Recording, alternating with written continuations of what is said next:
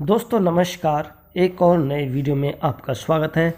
और आज की वीडियो में जो previous year examinations solved paper की एक सीरीज हमने स्टार्ट की हुई है और कोशिश रहेगी कि प्रीवियस 10 ईयर के जो भी क्वेश्चन पेपर है आपको सोल्व किए जाए।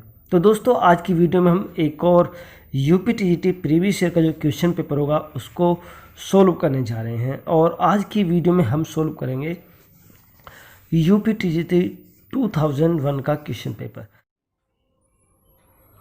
दोस्तों क्वेश्चन नंबर 1 होगा the type of fiction whose setting is in the medieval period often in a gloomy castle replete with dungeons subterranean passage and use of ghost and mysteries is called. तो line बहुत बड़ी है और ज़्यादा Hindi meaning के चक्कर में हम दोस्तों नहीं लगेंगे। तो आपका जो आंसर हो जाएगा दोस्तों, स्पेशली जो गॉथिक नॉवेल्स हैं उसको फिक्शन की सेटिंग के लिए मिडिवल पीरियड में यूज़ किया गया था। जो ग्लूमी कैसल रिपीट किया गया था डंजन्स एज सबटर्नियन पैसेज के साथ में, जिसको गोस्ट ऑफ मिस्ट्री के नाम से भी जाना जाता है। तो उसको क्या कहा जाता है? तो आंसर होगा दोस्तों गॉथिक नॉवल। नेक्स्ट क्वेश्चन देखेंगे, question number 2, what is poetic licence. दोस्तों पोइटिक लाइसेंस क्या है? तो पोइटिक लाइसेंस मीन होगा liberties with language and facts in poetry. चलिए क्वेश्चन नंबर 3 की तरफ चलेंगे। क्वेश्चन नंबर 3 आपका होगा period between 1700 to 1745 in English literature is called. यानी 1700 से 1745 का जो समय था उसको इंग्लिश लिटरेचर में दोस्तों किस नाम से जाना जाता है? तो आपका दोस्तों आंसर हो जाएगा option number 3 the Augustan Age. Dear friends, यदि वीडियो आपको अच्छा लगा तो वीडियो को लाइक कर दीजिए। The unbroken flow of thought and awareness in the waking mind is called. यानी थॉट्स का जो अनब्रोकन फ्लो होता है, अवेयरनेस होता है वेकिंग माइंड का, तो उसको क्या कहा जाता है? दोस्तों आंसर होगा आपका stream of consciousness. Next question दोस्तों हम देखेंगे what is meant by catharsis. दोस्तों कैथारसिस का मीनिंग क्या होगा? तो दोस्तों आंसर होगा आपका catharsis meaning purgation of emotion of piety and fear. Question number 6, the term dystopia implies। जो टर्म है डिस्टोपिया का दोस्तों वो क्या इम्प्लीज करता है? तो दोस्तों 4 ऑप्शन होंगे और 4 ऑप्शन में से ऑप्शन नंबर 4 के लिए हम देखेंगे अनप्लेजेंट इमेजरी वर्ड, यानी ऑप्शन नंबर 4 आपका सही हो जाएगा। और question number 7, who is the father of term objective correlative. दोस्तों जो ऑब्जेक्टिव कोरिलेटिव टर्म होगा उसके फादर कौन होंगे? तो 4 ऑप्शन है मैथ्यू अर्नोल्ड और टी.एस. इलियट, जॉन कीट्स और विलियम वर्ड्सवर्थ। तो सही आंसर हमारा हो जाएगा टी.एस. इलियट। और यहाँ पर एक छोटा सा डिस्क्रिप्शन आपके लिए दिया गया है। टी.एस. इलियट ने जो हैमलेट और उसकी प्रॉब्लम थी उनका ऐसे था, उसमें इसको यूज़ किया है। और स्पेशली उन्होंने इसमें जो एक्सप्लेन किया है उसमें जो पोइट्री एक्सप्रेशन है उसको दर्शाया गया है। और उन्होंने कहा है कि इसको ट्रांसमिटेड नहीं किया जा सकता है, यानी from the mind of poet, यानी पोइट के माइंड से और जो रीडर का माइंड होता है उससे उसको ट्रांसमिटेड नहीं किया जाता है। और आगे कहते हैं it has to turn itself it into something concrete. और ये जो है अपने आप में किसी भी चीज़ के जो कंक्रीट होती है उसमें इसको बदल दिया जाता है। जैसे पिक्चर हो, कोई पर्सन हो, प्लेस हो, थिंग्स हो, सजेशन, यानी कुछ भी आपका हो सकता है।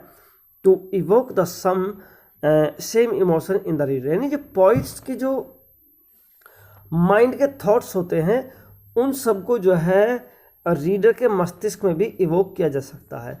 दोस्तों आप इसकी जो एक्सप्लेनेशन है उसको एक बार बहुत ध्यान से पढ़ लीजिए। What is the theme of proletarian. दोस्तों प्रोलेटेरियन नोवेल जो था वो उसका थीम क्या होगा? तो दोस्तों आंसर आपका हो जाएगा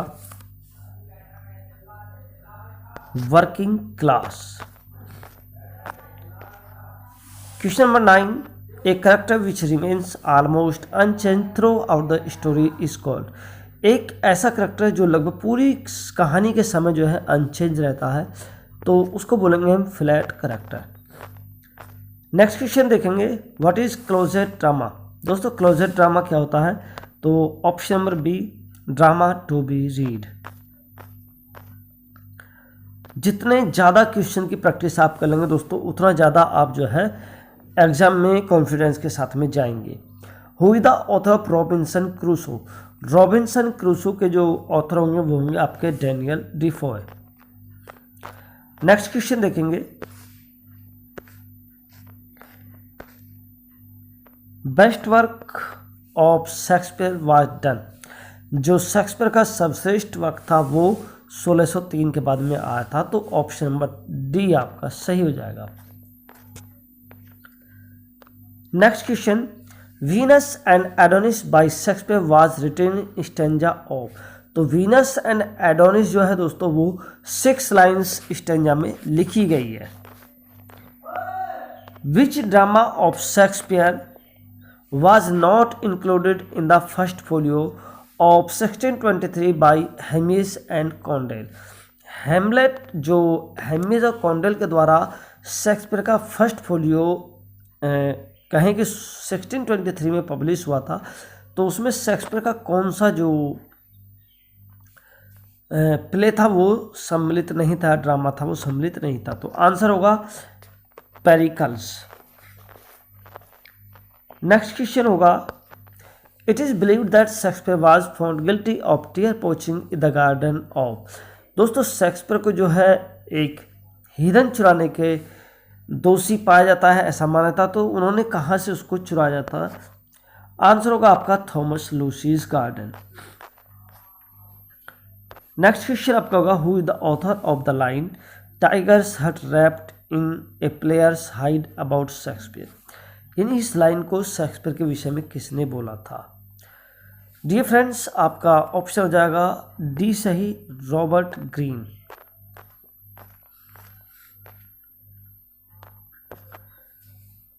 विच one is the right chronological order of Shakespeare's major tragedies. Shakespeare की मेजर ट्रेजेडी का जो है क्रोनोलॉजिकल ऑर्डर क्या होगा। तो दोस्तों option number 1 Hamlet, Othello, King Lear और मैकबेथ सही हो जाएगा। इसको याद करने के लिए आप इस 4 वर्ड को याद कर सकते हैं, HOKM, होकम।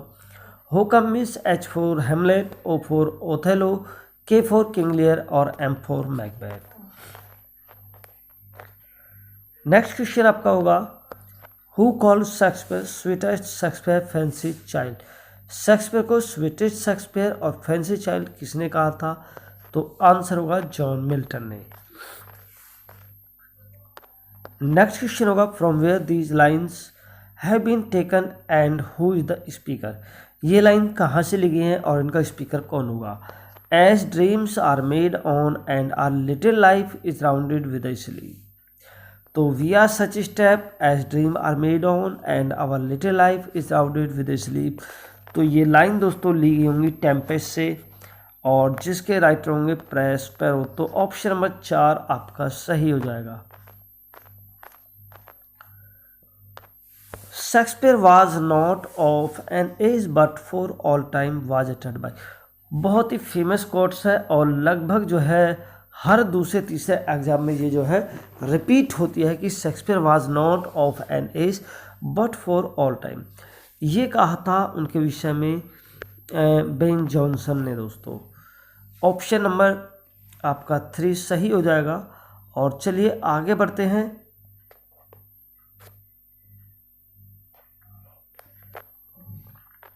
दोस्तों क्वेश्चन नंबर 26 और नेक्स्ट क्वेश्चन कह सकते हैं, where from these lines have been taken good friend for Jesus sake forbear today the dust in close here blessed be the man that spares these stones and curst be he that moves my bones.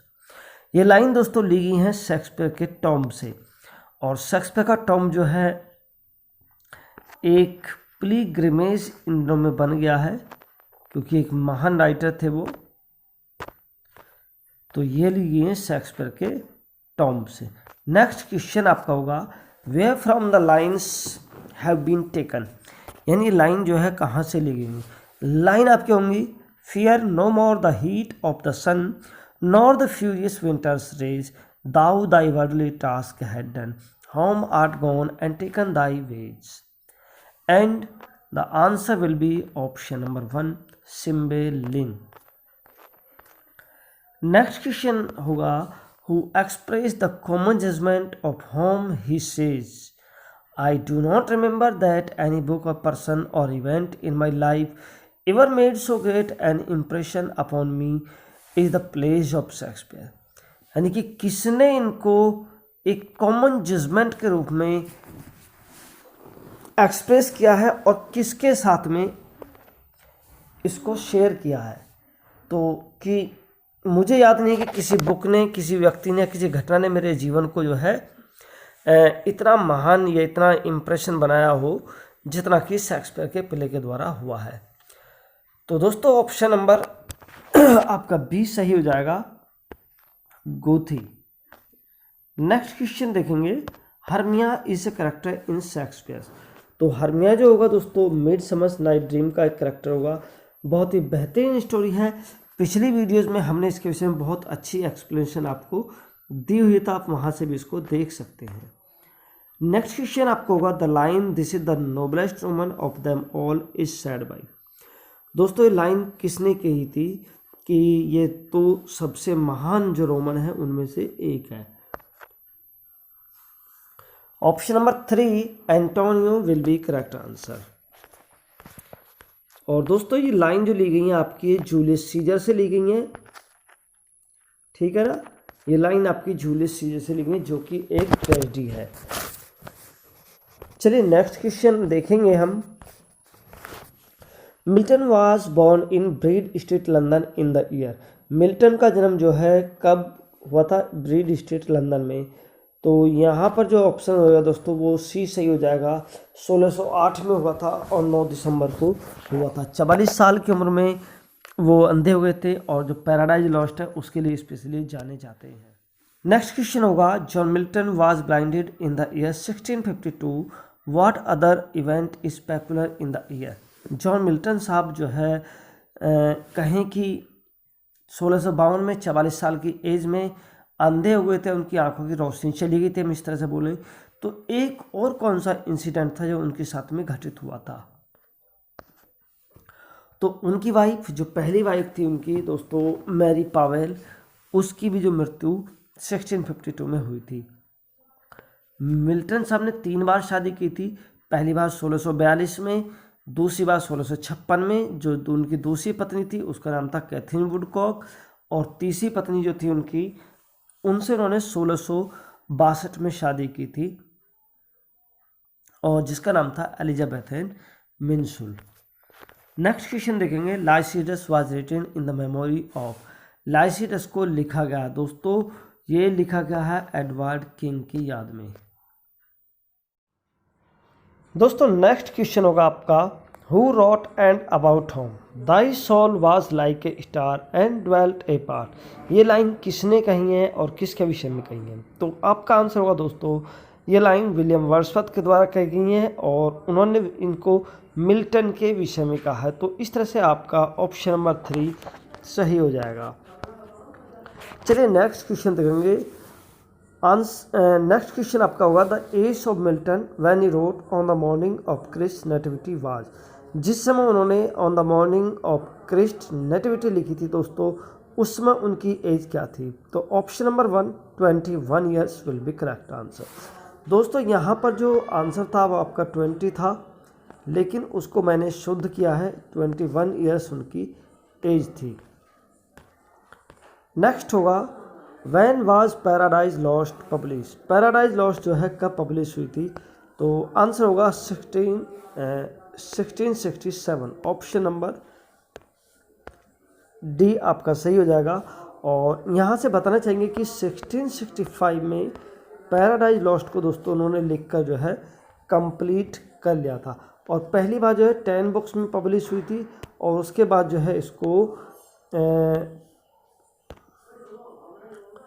12 books में publish किया गया था। Next question होगा, theme of Areopagitica is. दोस्तों Areopagitica का theme होगा, liberty of women, freedom of press और inaction on press और इनएक्शन ऑन पोलीगमी। तो दोस्तों आंसर होगा option number 2, freedom of press. Question number 38, which one was Milton's favourite? निम्नलिखित में से मिल्टन का फेवरेट क्या होगा? पैराडाइज लॉस्ट और सैमसन एगोनिस्ट, पैराडाइज रिगेन और नन ऑफ दीज। तो यहाँ पर दोस्तों आंसर हो जाएगा पैराडाइज रिगेन, यानी कि जो ऑप्शन नंबर 3 होगा आपका वो सही हो जाएगा।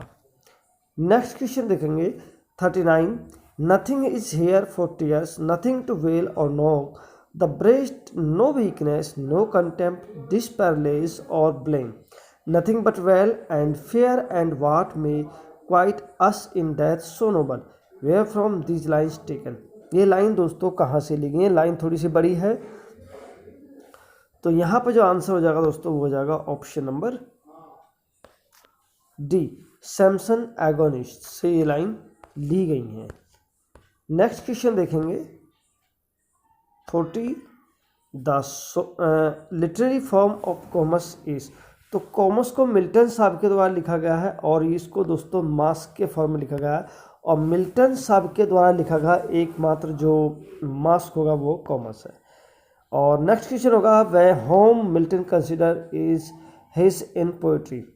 तो मिल्टन साहब ने पोएट्री के फील्ड में अपना मास्टर किसको माना है? Option number 4, Edmund Spenser will be correct answer.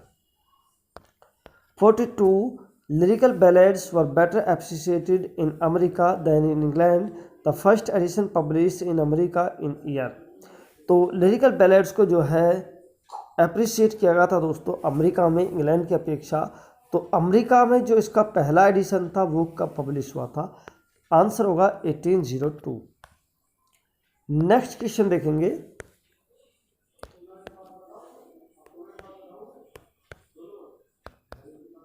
When was Wordsworth लॉरेटेड, यानी वर्ड्सवर्थ को पोइट लॉरेट कब जो है अपॉइंट किया गया था? तो ऑप्शन नंबर 3, 1843 में, और रॉबर्ट साउदी के बाद में दोस्तों उनको जो है पोइट लॉरेट अपॉइंट किया गया था, और 1850 यानी कि टिल हिज डेथ, अपनी मृत्यु के समय तक जो है वो इस पद पर रहे थे। नेक्स्ट क्वेश्चन देखेंगे where from these lines have been taken our birth is but a sleep and forgetting the soul that rises with us our life's star hath had elsewhere its setting. तो ये line दोस्तों कहाँ से ली गई हैं? Tintern Abbey, intimation of immorality और to skylark, none of these. Your answer will be दोस्तों ऑप्शन हो जाएगा आपका सही option number 2, intimation of immortality. एक और बेहतरीन लाइन देखेंगे nature never did betray the heart that loved her. तो ये लाइन आपको कहाँ पर देखने को मिलेंगी? Immortality ode, Michael ode to duty, Tintern Abbey. तो ऑप्शन नंबर 4 आपका सही हो जाएगा टिंटन एबे। 46 when was the prelude publish. Prelude को जो है कब पब्लिश किया गया था? 1805 में, 1832 में, 1853 में या 1850 में? यहाँ पर नन ऑफ दीज था तो हमने 1850 इसको कर दिया है। तो ऑप्शन नंबर डी आपका सही हो जाएगा 1850, क्योंकि दोस्तों प्रेल्यूड को जो है उनकी मृत्यु के बाद में उनकी पत्नी मैरी हचिनसन के द्वारा पब्लिश किया गया था। क्वेश्चन नंबर 47 देखेंगे several of Galsworthy's early novels were written under a pseudonym of. तो जो गेल्सवर्थी के नॉवल थे उन्होंने स्टार्टिंग में बहुत सारे नॉवल जो है जॉन सिंजॉन के नाम से लिखे थे, और एलिया दोस्तों नाम था वो चार्ल्स लैम्ब के द्वारा अडॉप्ट किया गया था। The first successful novel of John Galsworthy was. दोस्तों जॉन गेल्सवर्थी का जो पहला सक्सेसफुल नॉवल था वो कौन सा होगा? द मैन ऑफ प्रॉपर्टी, और फ्राटर्निटी, द सिल्वर बॉक्स और स्ट्राइक। तो डियर फ्रेंड्स, ऑप्शन नंबर 1 आपका सही हो जाएगा, द मैन ऑफ प्रॉपर्टी। चलिए नेक्स्ट क्वेश्चन देखेंगे। Which novel of Galsworthy is considered to be his masterpiece. कौन सा नोवेल जो है गैल्सवर्दी का मास्टरपीस कहलाता है? तो दोस्तों आंसर होगा आपका Indian summer of A foresight, जो कि एक ट्रियोलॉजी है। नेक्स्ट 50 होगा, विच गैल्सवर्दी फर्स्ट प्ले। गैल्सवर्दी का जो फर्स्ट प्ले होगा वो कौन सा होगा? तो दोस्तों गैल्सवर्दी का जो फर्स्ट प्ले होगा वो होगा सिल्वर बॉक्स, और जोसेलिन जो है गैल्सवर्दी का वो पहला नोवेल था, का पहला नोवेल होगा। नेक्स्ट क्वेश्चन देखेंगे, when was John Galsworthy awarded Nobel Prize for literature. John Galsworthy को लिटरेचर में नोबेल प्राइज कब अवार्ड किया गया था? आंसर होगा 1932 में उनको नोबेल प्राइज अवार्ड किया गया था।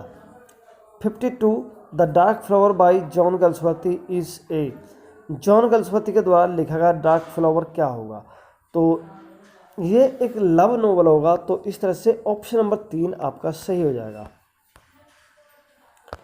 53 को देखेंगे, यानी नेक्स्ट क्वेश्चन आपका होगा, which drama of Galsworthy deals with the conflict between capitalist and labourers.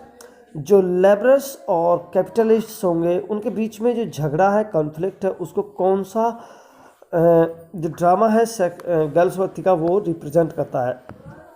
तो ऑप्शन नंबर 1 दोस्तों स्ट्राइक आपका करेक्ट आंसर हो जाएगा। तो डियर फ्रेंड्स, इस वीडियो में इतना ही। नई वीडियो में नए कंटेंट के साथ में फिर मुलाकात होगी, तब तक बने रहिए आप हमारे साथ में। वीडियो को लाइक कर दीजिए, एक प्यारा सा कमेंट कीजिए, और यदि चैनल को सब्सक्राइब नहीं किया तो चैनल को सब्सक्राइब कर लीजिए। Thank you.